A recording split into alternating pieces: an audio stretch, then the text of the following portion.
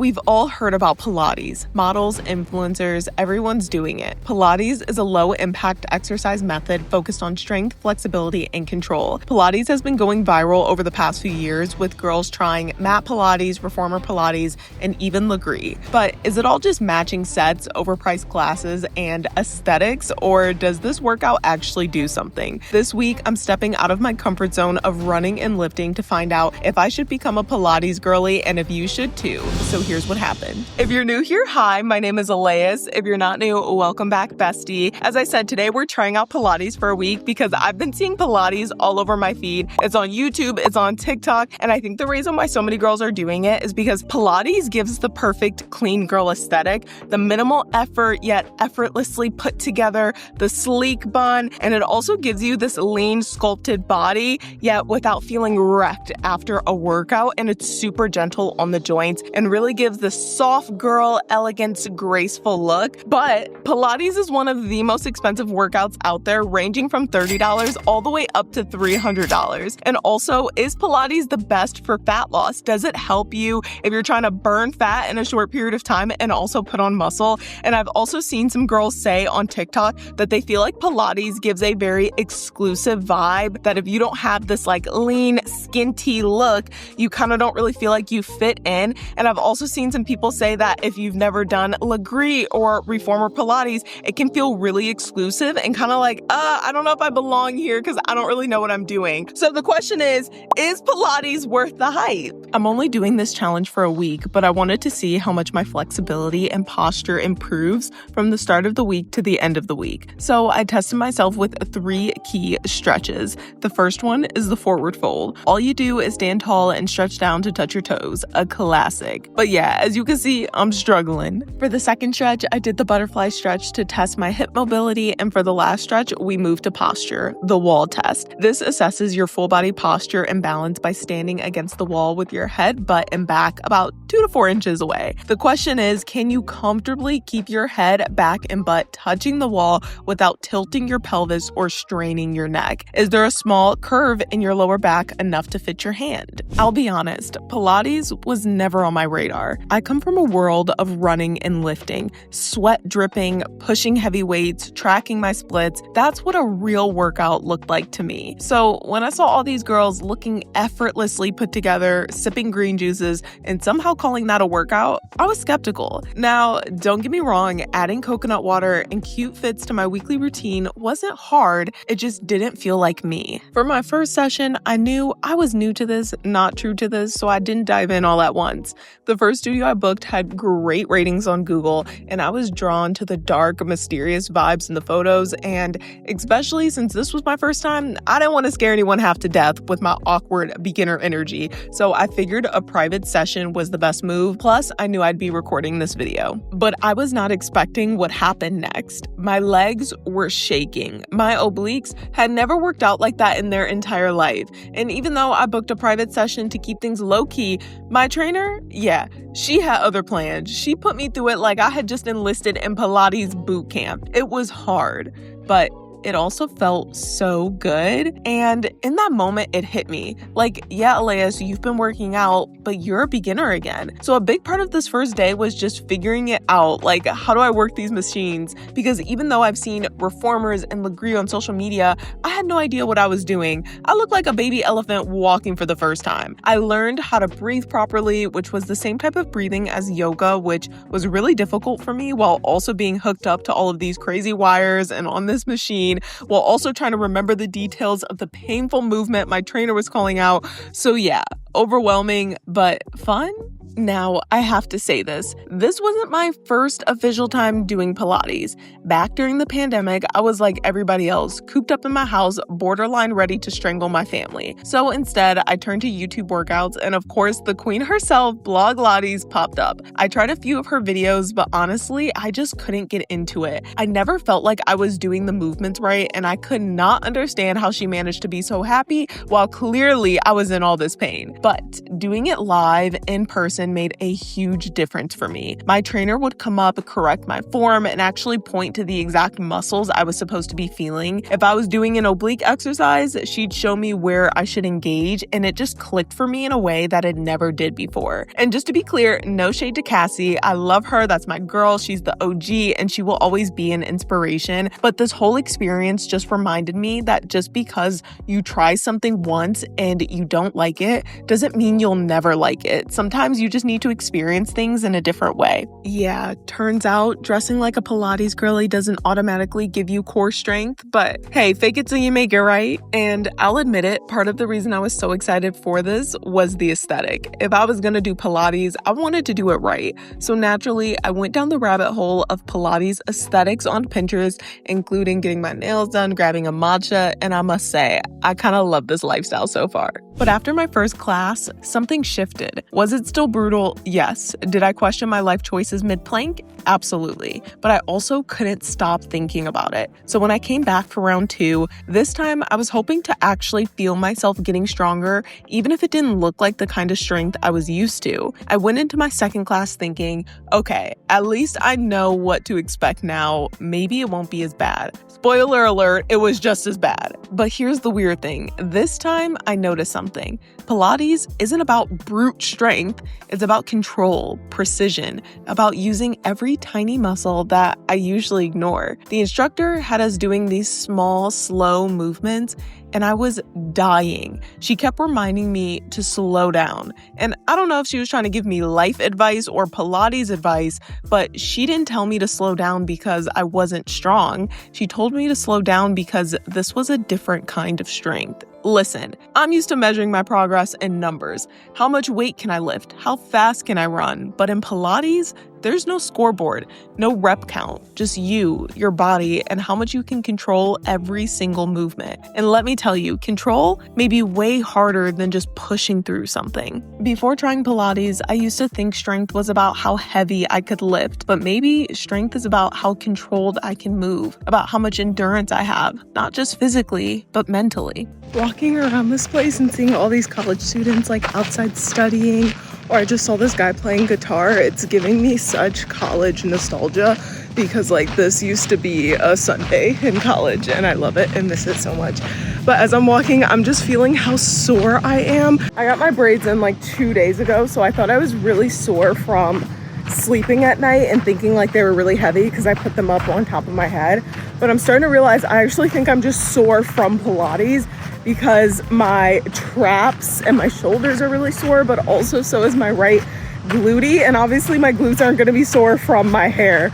So I just think I'm sore from Pilates, and I never would have guessed that. Honestly, I was seeing Pilates everywhere, and my curiosity got the best of me. I just kept thinking to myself, what if I'm missing out? What if this is one of those things that I judged too soon? Like the time I refused to watch Selling Sunset just because everybody was hyping it up, and then I finally watched it and became obsessed. So I told myself, no more assumptions. If I was really going to give Pilates a fair shot, I needed to fully lean in. No, this isn't for me mindset, just pure curiosity and exploration. So for my third class, I chose a different studio and I was very much obsessed. This one had a major clean girl aesthetic, white walls, soft lighting, and a full meditation room. They created this little package for me and it was so welcoming and inviting. And they also just had such great girlies in the room. It was a girls only Pilates studio and I just kind of loved that. At this point, I felt a little less like a lost beginner and more like a Pilates girly in training. This is gonna sound crazy, but the thing that got me the most,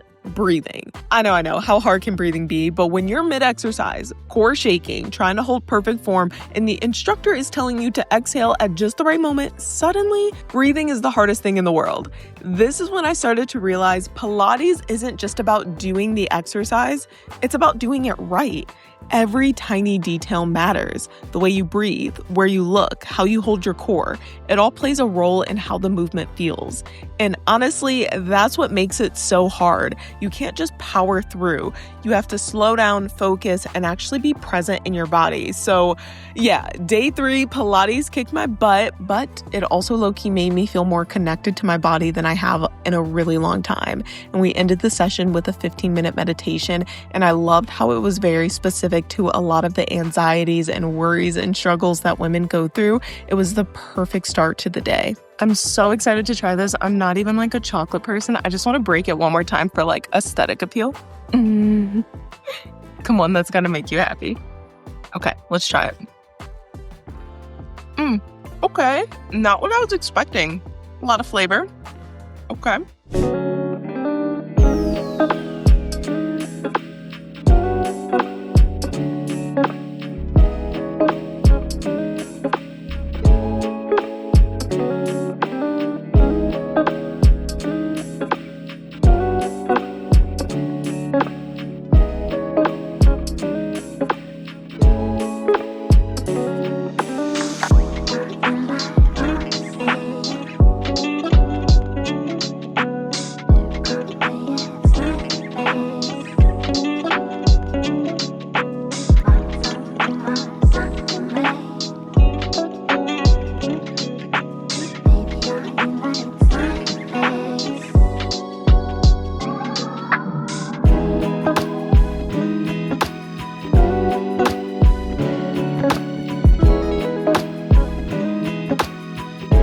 Now, the question is, did I see any progress in my flexibility? I'm not gonna lie, I didn't feel much different, so I called a pro in to help me. Okay, Elena, so you literally have done gymnastics for 17 years. You went to Michigan State where you were on the gymnastics team. You've been coaching gymnastics for 2 years, and I just feel like you are that girl when it comes to stretching and flexibility. So tell me, where did I go wrong? Because I feel like in a week, I'm supposed to now be as bendy and flexible as you, and I feel like I failed. Honestly. While stretching every day for a week is really good for flexibility, it's not going to happen overnight. Studies show that it can take up to 3 weeks to see a real true difference, but I definitely think it's good. It's a great place to start. Oh my God. Okay, I kind of said what I want to say, but I need to condense it. I mean, you will see a difference in 1 week. Okay. But where it's like, okay, where you feel the groove, when it's not like an actual struggle. Well, let me ask you, do you think Pilates 4 times a week, which is what I did this week for 1 hour, is enough to get flexible? Yeah. Oh, because you're building deep, I don't know what the proper word is, but it's deeper core. Yes. The bigger or smaller muscles. And obviously as you're stretching, you're stretching out the muscle. As you extend, whether it's dynamic or static, you're going to be able to go further. And that's really what I should be saying. But the question is, am I a Pilates girly now? Honestly, I might have to be. Maybe not full-time, but part-time for sure. But here's the tea. I didn't love everything about Pilates. What threw me off the most is I tried booking private sessions because I'm trying to be respectful and not film people in the back of my videos. So I booked with 3 different Pilates studios in Orlando, and literally one of the studios booked with me. I paid money for the private sessions, and then they booked over my session because the instructors had something going on, like some group event, and they didn't text me back. And I literally paid money to go to this Pilates studio, and I was like, oh. But the 2 other studios I went to in Orlando were beautiful, amazing. I felt so comfortable. They were so welcoming and inviting, but just that one studio turned me off just a little bit. Something else I didn't like about Pilates is I feel like I will still always be a running and lifting girly, especially if my goal is fat loss or trying to build muscle. I do love Pilates for the flexibility, the mind-muscle connection, and really helping me feel like a feminine girly. I'm not gonna lie, the It Girl Fitness place in Orlando is an all-girl studio, and it was just so fun being around a bunch of other women while I'm working out and moving my body. They're playing very girl dinner music, and it was just so vibey and aesthetic, and I feel like I'm not gonna get that at a lifting gym or if I'm going on a run by myself. So just working out with other women was so encouraging. I love that we ended with a little 15-minute meditation, and I also love that it helped me focus on these deep core muscles that I may not not really get from lifting, because Pilates makes you slow down and really think about the muscle that you're using with that mind-body muscle connection. I feel like by the end of this week, I really started embracing that Pilates girly lifestyle, drinking my coffee, drinking my matcha, really slowing down. Like, I just feel like my cortisol levels throughout this entire week were so low. Like, I just feel so at peace and embracing my full self. And I feel like I just have so much more confidence in myself, just like really feeling like that girl, if you know what I mean. And so I definitely want to continue Pilates and try it out. It probably won't be like an everyday thing, but maybe like once or twice a week kind of thing. And I for sure want to try hot Pilates. Also, I'm gonna call this out because I could already see somebody saying this. I guess what I did this week was Legree and technically not Pilates. I don't know, okay? Handcuff me if I'm lying. I don't know all the details. Like, I'm new to this, not true to this. So don't kill me if what I've been doing is technically Legree and not Pilates, okay? As you guys saw with my conversation with Elena, I'm not sure if I became more flexible, but I will say I definitely was feeling the burn throughout this entire week. Now the question is, are you gonna try Pilates? I highly recommend you should if you haven't before.